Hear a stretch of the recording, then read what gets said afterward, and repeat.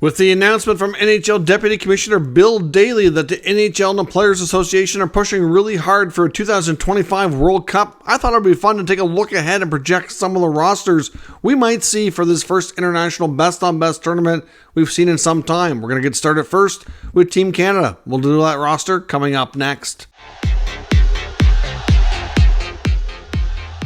Well, welcome back to another video here at Top Shelf Hockey. As I mentioned, today we're projecting the World Cup roster for the 2025 World Cup of Hockey that we're optimistic and hopeful we'll see in 2025, which we know the NHL and the NHLPA are actively working on making it become a reality. They're hoping to make it happen in 2024. It had to be pushed back a year.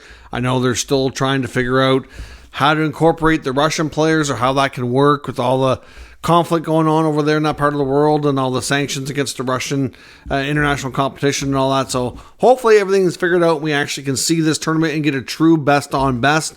But for fun, I thought today, in the next few days, I'll probably take a look at some of the other countries as well and project out the rosters to see what they look like. Clearly some countries are very, very deep and could put together even more than one team, and it would still be very competitive. I know teams like Canada and even the US is getting to that point as well, where they could likely have a second team that's pretty competitive as well.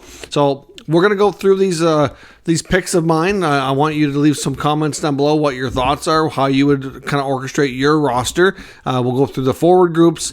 We're going to go through the D pairs and then the goaltenders, and we'll go through this one at a time. So let's get started here with my 2025 Team Canada projected roster for the World Cup. So we're going to get started with your first line being centered by no big surprise, arguably really not much of an argument. The best player in the world, Connor McDavid, will center the first line, and I have him flanked by wingers Nathan MacKinnon and Ryan Nugent-Hopkins. Now, I decided to put MacKinnon on the wing here with McDavid for a couple of reasons.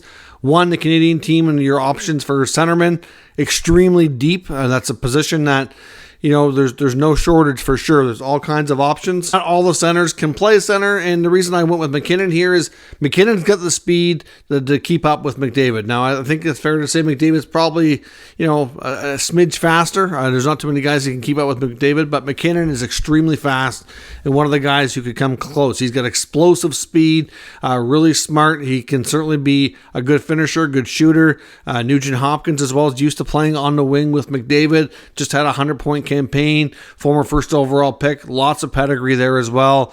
Nugent-Hopkins can certainly be a player who can be more of a playmaker on that line as well and kind of help these guys find the back of the net. So to me, I think this has good balance. You have good familiarity between McDavid and Nugent-Hopkins.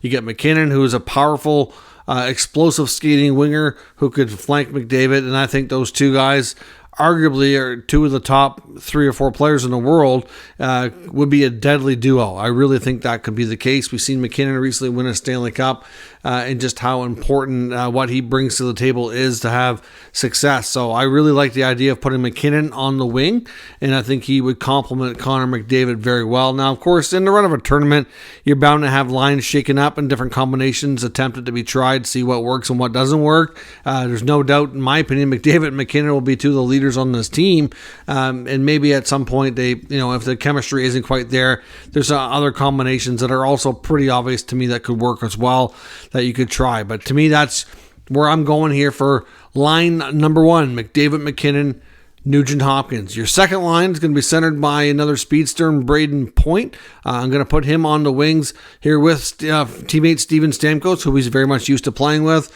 and Leafs top line winger Mitch Marner. Now, reason I think this works for a couple of reasons. One, Mitch Marner's an extremely great playmaking winger, one of the better ones in the league. Stamkos has a wicked shot, proven goal scorer over his career. Obviously has familiarity playing with Point, being on the same team, often playing the same line.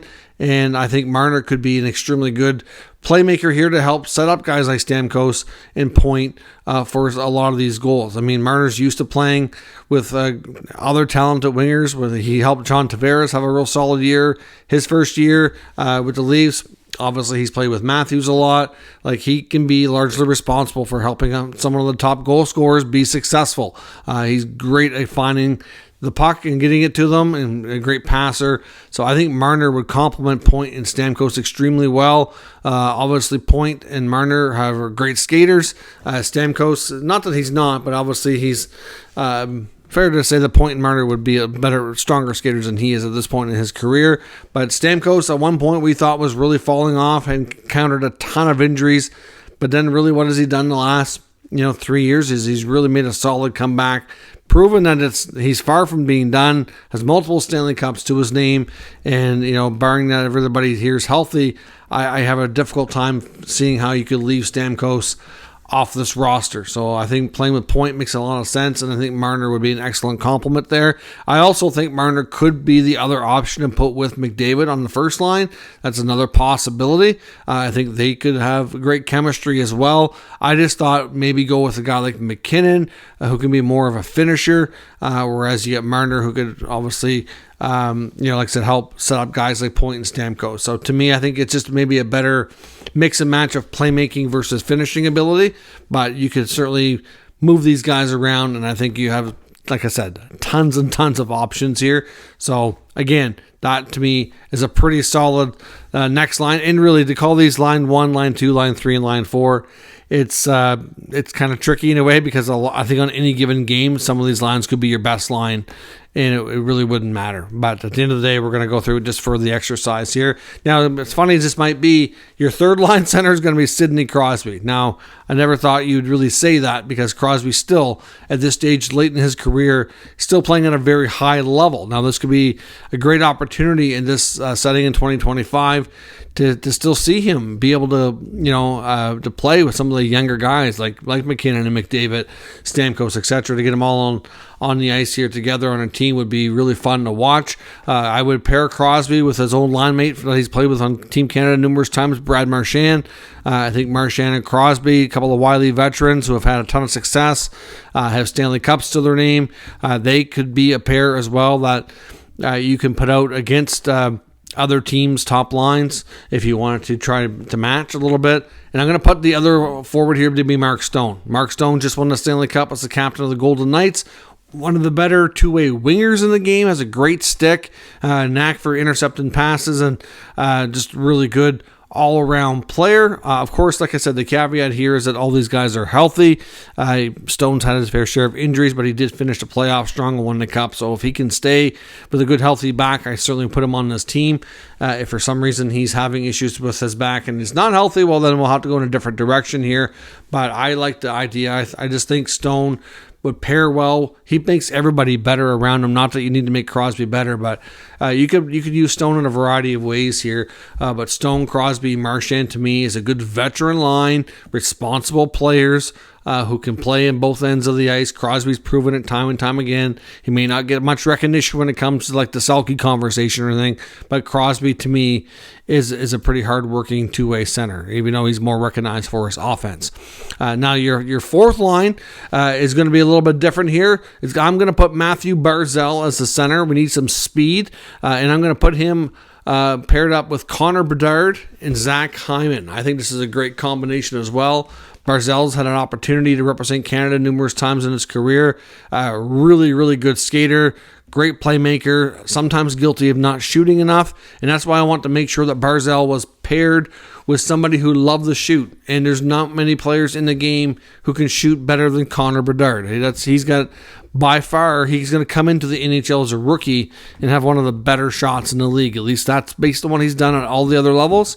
That's what I think we can expect from Connor Bedard right off the get-go. Now, of course, this tournament's not till 2025. He would have 23, 24, 24, 25 season under his belt. So he'd have one full season and a little over half a season under his belt before this tournament would take place. I think in a year and a half time, he could be good enough to get on this team. It's going to be hard not to.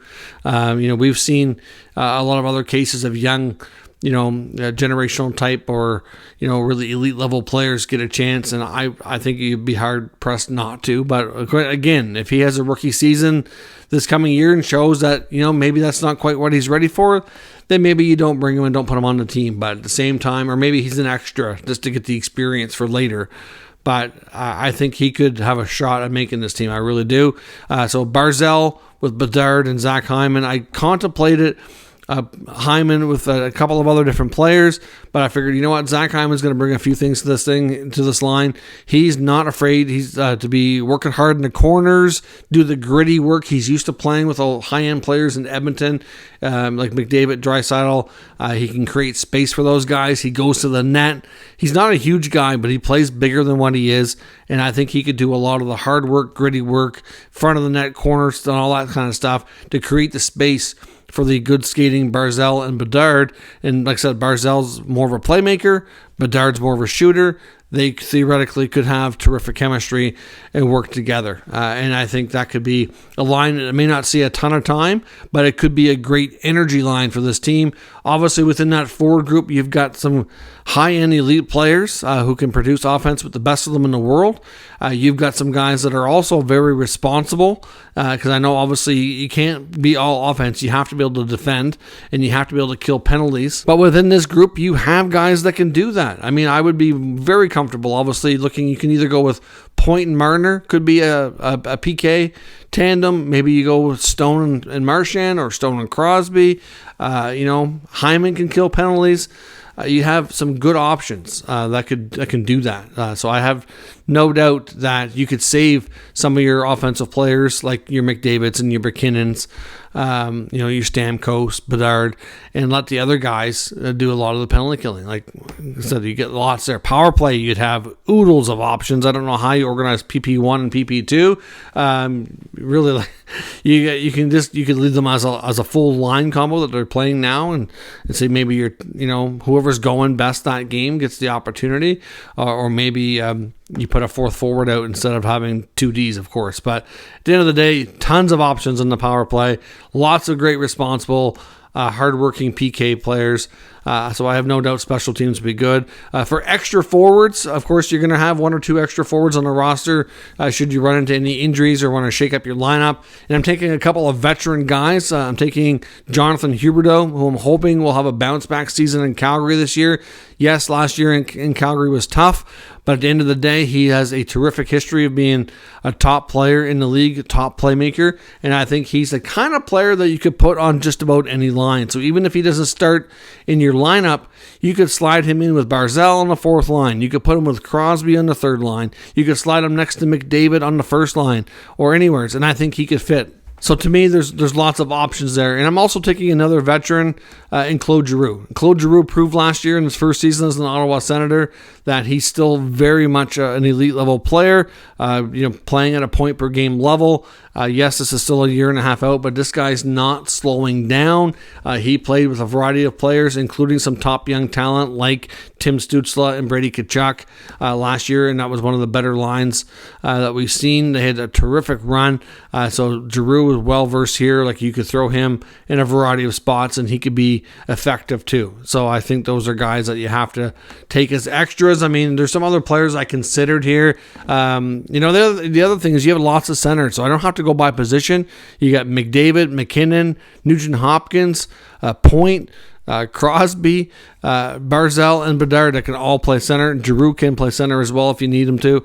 Like, you have tons. So other players I did consider and had a very difficult time with some of them not putting them on as either an extra or in the lineup would include some guys like Jordan Kyrou. I contemplated doing a third, like a speed line of Point, Kyrou, and Barzal. That would be an insanely fast line. That's something that crossed my mind and something that I would toyed with, but ultimately decided against it. Anthony Cirelli, another player who, if you really wanted to have a solid two-way player, but again, I felt I had enough two-way centers and that the other guys who could play the two-way game could produce more offensively. Contemplated Carter Verhaeghe in Florida. Phenomenal year last year. The year before was a breakout year for him too. I was like, you know what? As much as, I guess if he were to consider If he keeps it up, let's say he had a 40-goal season last year, over 20 the year before, which was a big step forward for him. If he has another 40-goal season this year and he starts the season after strong, which is when the tournament would take place, you might have to move him into this lineup, and you might have to bump him. He'd be or at the very least be your number one option for injured replacement or something like that. Be hard. He could play himself onto this team. I also looked at like Scheifele, Tavares, and again, just good players, veterans. But I just thought that the lineup we had was good. They could also maybe be extras depending on what you decide as the coaching staff that you want to bring. Also looked at Nick Suzuki in Montreal as a possibility too, but ultimately went with the lineup here that I did. Now let's look at the defense score.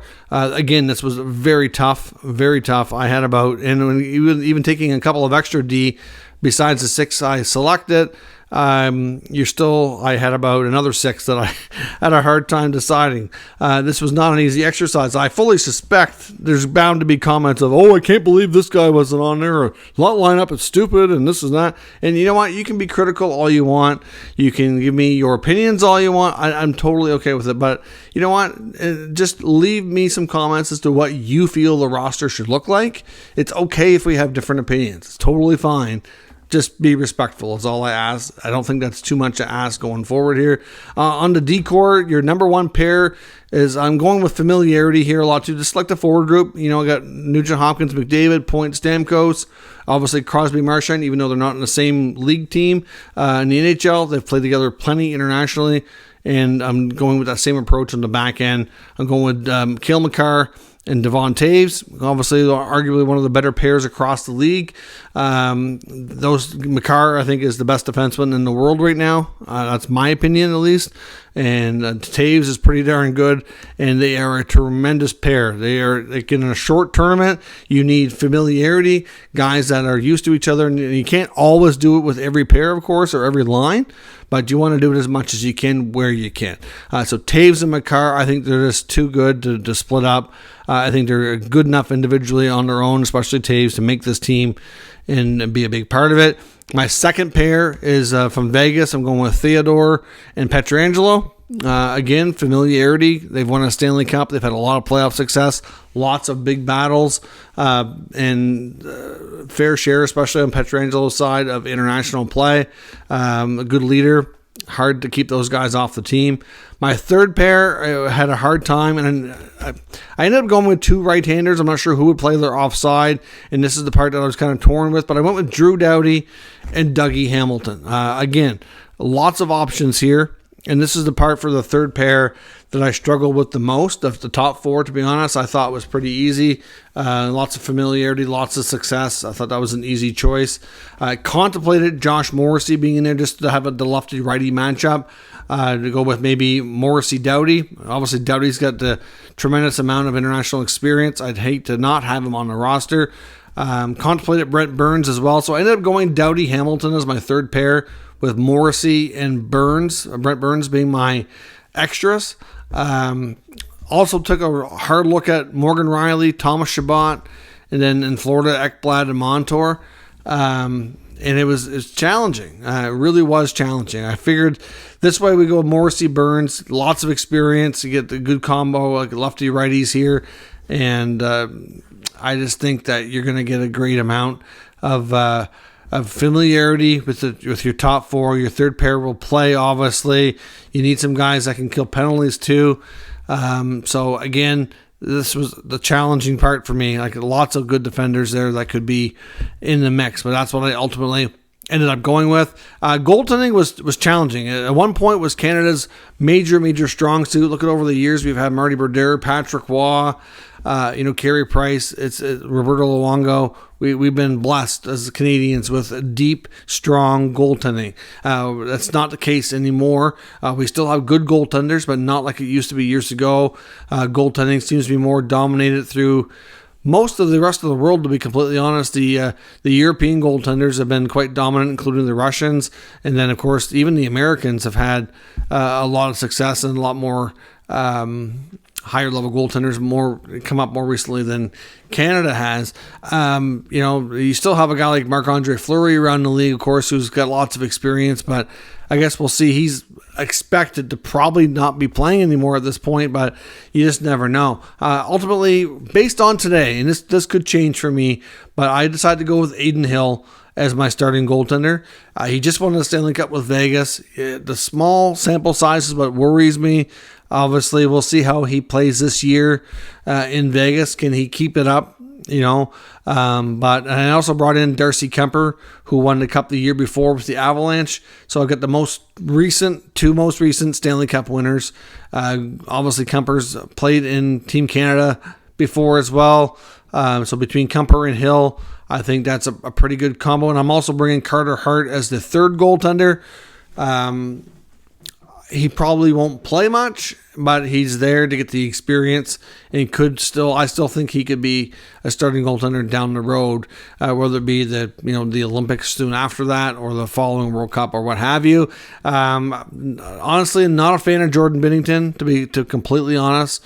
I feel like ever since he's won the Stanley Cup, that he's been going backwards in his play, backwards in his stats, backwards in how he's what he's achieved, and I'm not a fan of how he plays, the attitude, the hot-headedness. He's such a distraction that I really don't want Binnington on this team, to be completely honest. So that's why I didn't go that route. And after that, you kind of get to the point where Tristan Jarry's an option. Tristan Jarry, to me, good goaltender. I worry about his health. I guess, again, though, he just got a new lucrative contract in Pittsburgh. We'll see if he plays well and can get back to form and what we've seen and stay healthy, then he'll certainly be in the mix, and he might take one of these three spots, too. He could maybe outplay a guy like Carter Hart or even Darcy Kuemper or Adin Hill, for that matter. We'll have to wait and see, but that's what I went with as of today. That, to me, is the most likely position, though, to have the most change if we kind of explore this and do this exercise again, whether it be in 6 months or a year down the road or what have you. I think that's the most likely to maybe consider some different things. If I do make changes, in the next time I look at this in the forward group or the D-core, pretty good chance that I maybe move an extra into a regular spot, or at least some of the players that I already outlined as being, notable consideration players would be the more likely ones to step up into those roles that I've already kind of, they're on the radar. They're just a little bit on the outside. But again, tough exercise. I'm sure there's bound to be lots that agree, lots that disagree. All I ask is that you respect my decisions and let me know in the comments, who would you pick? This can be a very healthy debate. It doesn't have to be any hate in the comments, which we sometimes see, which is unfortunate. But let me know how you would project the Team Canada roster for the hopefully soon to be confirmed 2025 World Cup of Hockey, our first one in a long time. Let me know and we'll discuss further. If you're new to the channel, make sure you subscribe and stick around. We'll be back later with a news video discussing all of the latest news for today as well. Thanks for watching, and I'll catch you next time.